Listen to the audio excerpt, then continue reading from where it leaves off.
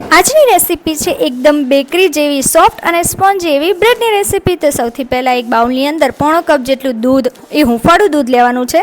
ત્યારબાદ 2 ચમચી ખાંડ અને 1 ચમચી ડ્રાય યીસ્ટ કરી એને જ્યાં સુધી ખાંડ ન ઓગળી જાય ત્યાં સુધી એને આપણે મિક્સ કરી ઢાંકણ ઢાંકી 10 થી 15 મિનિટ માટે રેસ્ટ આપી દેવાનો છે।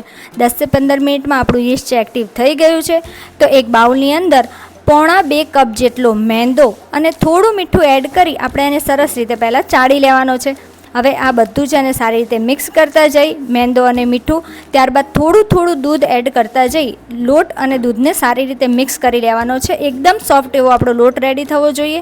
હવે પ્લેટફોર્મ કિચન ઉપર થોડો મેંદો છાંટી લોટને આ રીતે 7 થી 8 મિનિટ માટે એને આપણે સ્ટ્રેચ અને ફોલ્ડ વડે મસળી લેવાનો છે। તો આપણો લોટ છે 7 થી 8 મિનિટ બાદ આ રીતે સોફ્ટ થઈ ગયો છે। ઉપરથી થોડું બટર એડ કરી એને આપણે ફરીથી સ્ટ્રેચ અને ફોલ્ડ કરતા જઈ 3 થી 4 મિનિટ માટે મસળી લેવાનો છે। તો આપણો બ્રેડ માટેનો એકદમ સોફ્ટ એવો લોટ છે એ રેડી થઈ ગયો છે। હવે એને હથેળીમાં આ રીતે ટક કરી દેવાનો છે અને એક લુઓ રેડી કરી લેવાનો છે। હવે કોઈ પણ એક બાઉલ લઈ લેવાનું છે અને એને આપણે બટર કે તેલ વડે ગ્રીસ કરી લઈશું। ત્યારબાદ એ લુઓ એની અંદર મૂકી ઉપરથી થોડું બટર લગાડી ઢાંકણ ઢાંકી 1 કલાક માટે રેસ્ટ આપી દઈશું। તો 1 કલાક બાદ આપણો લોટ છે સરસ રીતે ફૂલાઈ ગયો છે। ઉપરથી થોડો મેંદો છાંટી બધી એર કાઢી લઈશું, એટલે કે પંચ કરી ફરીથી 1 મિનિટ માટે આપણે એને મસળી લેવાનો છે। હવે અહીંયા મારે 2 છે એટલે કે મોલ્ડ છે 2 બ્રેડના, એટલે મેં 2 લુઆ રેડી કરી લીધા છે।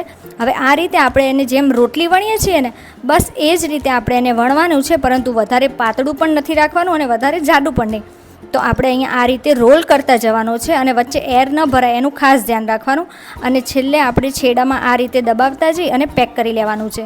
હવે જે મોલ્ડમાં આપણે બ્રેડ બનાવવાની છે એને ઓઇલ કે બટર વડે ગ્રીસ કરી એક લુઓ જે છે એ બ્રેડનો એ અંદર રાખી દેવાનો છે અને દબાવી અને ફરીથી એને ઢાંકણ ઢાંકી અડધો કલાક માટે રેસ્ટ આપી દઈશું। અડધો કલાક બાદ આપણો લોટ છે સરસ રીતે ફૂલાઈ ગયો છે। તો હવે એને ફરીથી મિલ્ક વોશ કરી અને પ્રી હીટેડ અવનની અંદર અડધા કલાક માટે બેક કરી લઈશું। તો અડધો કલાક બાદ આપણી બ્રેડ છે એ રેડી થઈ ગઈ છે, પરંતુ એને એકદમ શાઇન આપવા માટે અને સોફ્ટ રાખવા માટે ઉપરથી થોડું બટર લગાવી દઈશું અને ત્યારબાદ એને ભીના કપડાથી 10 મિનિટ માટે રેસ્ટ આપી દઈશું। તો 10 મિનિટ બાદ આપણી બ્રેડ છે એકદમ સોફ્ટ અને એકદમ સ્પોન્જી એવી બ્રેડ રેડી થઈ ગઈ છે। તો હવે એને આપણે બ્રેડની સ્લાઇસની જેમ કટ કરી લઈશું। તો રેડી છે બેકરી જેવી જ બ્રેડ ઘરે। તો કેવી લાગી તમને આજની આ હોમમેડ બ્રેડની રેસીપી?